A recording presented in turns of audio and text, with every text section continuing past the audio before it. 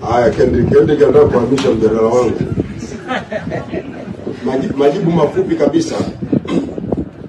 Uendeshaji wa ligi Tanzania unasimamiwa na shirikisho la kandanda Tanzania TFF na vyombo vyake, bodi ya ligi na kamati zake zingine. Na sisi serikali tuna mipaka ya namna ya kufanya kazi na vyama vyote vya michezo, sio TFF pekee yake.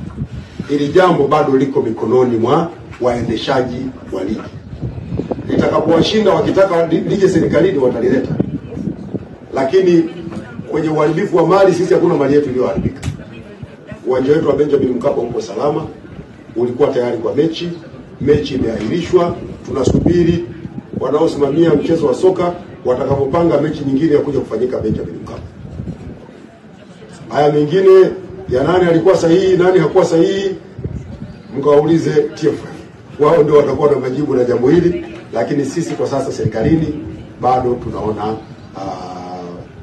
ni jambo ambalo linaweza likatatuliwa na shirikisho la kandanda Tanzania TFF na wadau wake.